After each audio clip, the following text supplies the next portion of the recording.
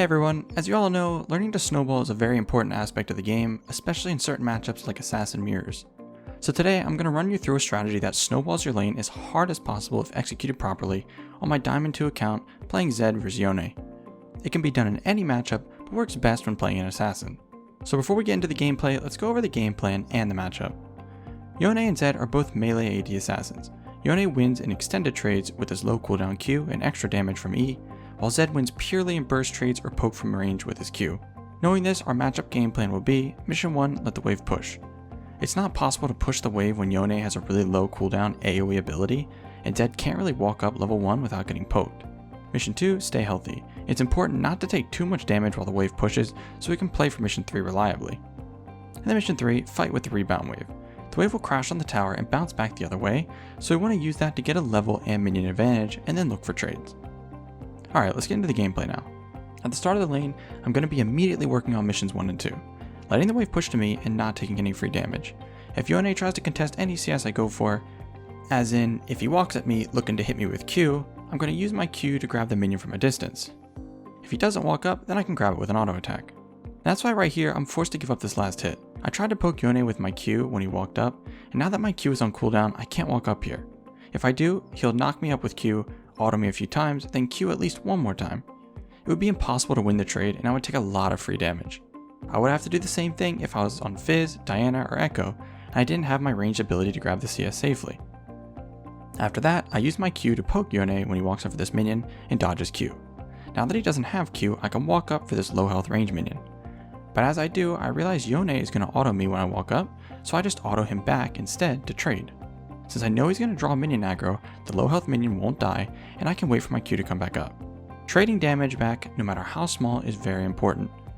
We both hit level 2 next, and since no minions are low, I can look for some poke with my next Q. So I'm going to stand near this low health blue minion, and when Yone walks up to use his Q, I poke him with mine. Then, as this next minion gets low, I'll try to position myself to get the most damage out of my Q. Zed's Q does less damage if it passes through something first, so I move to a spot where I can throw it and not hit any minions. Then for this next minion, I know he doesn't have Q, but he will auto attack me. So I'm not just going to auto attack the minion and eat his damage. I'm going to walk up and use E to grab it and trade back once again. I'm breaking down every single minion because you guys have to realize how every CS will be contested in higher elos, and if you play each of these small scenarios properly, that can win you the lane. Anyways, he has Tornado stacked now and there are no minions for me to grab, so I back up, waiting for him to use it. I've landed some really good pokes so far, and I've been playing these small scenarios very well. Because of this, I have a pretty big health advantage, even though he's pushing to me. This is a really bad scenario for him. Do you know why?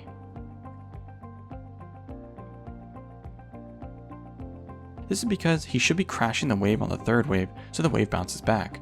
But since he's so low and hasn't been focusing on the minion wave, he can't crash it and is basically frozen in front of my tower. This makes him very gankable, and Yone doesn't have many ways to outplay a gank.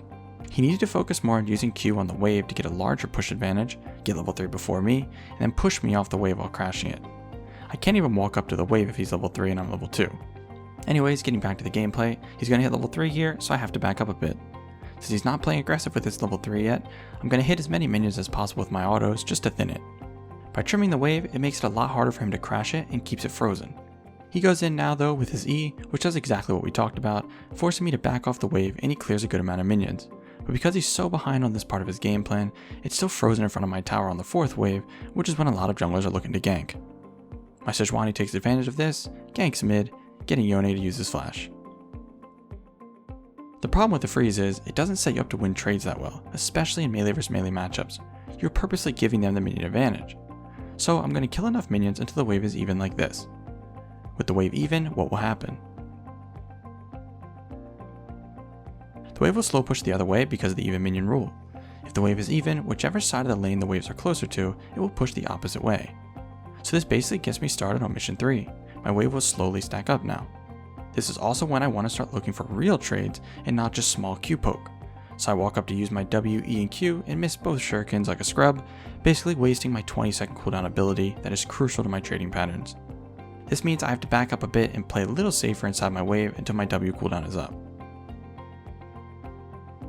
Then, you should already be able to tell I'm in a bad position here. I'm making multiple mistakes.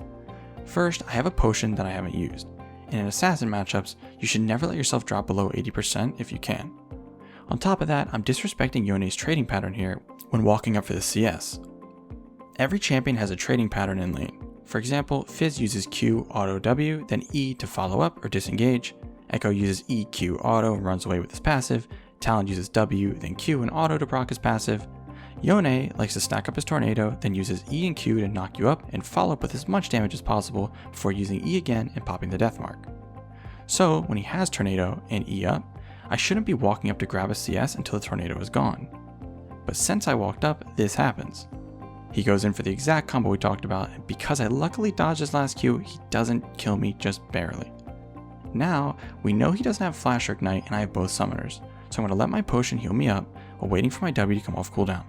My W is my defensive ability and my engage. Also, Yone has a tornado stacked, so I want to wait for it to go away. As soon as it does and my W is ready, I come at him from this angle. Since he is on the far side from his tower, I can cut him off with my W, which makes him walk away, and finish him with Ignite and an auto attack. Now I just have to shove the wave so I can reset. Alright, with that kill, now we want to get into the strategy of snowballing. Of course, you can't snowball without an initial lead, so that's step 1. Get that lead before level 6. When I get back to lane, the wave bounced back to me because I crashed it on the tower and it looks like this. What will happen with this wave? You should know the minions are so close to the tower that it won't freeze and will slow push back towards Yone. This is good though. We don't want to freeze it. Freezing is good sometimes, but to really snowball on someone, you want to do what I'm about to show you. We know we have an advantage from the solo kill, so we're going to push as slow as possible and stack up as big of a wave as possible. As you can see, as I clear these, a few minions just randomly run into the tower, and that's why it's not possible to freeze here. But anyways, I'm going to last hit and not use anything on Yone even when he walks up here. I'm playing the long con for a big play, and not looking for a kill at this point, so I let him grab these few CS and E away. Let's say I hit level 6 and killed him there. By the time I shoved in the next waves, he would be back in lane and grab the waves, so it's good, but not optimal. So I'm pushing as slow as possible like we talked about, and this is step 2 of the strategy.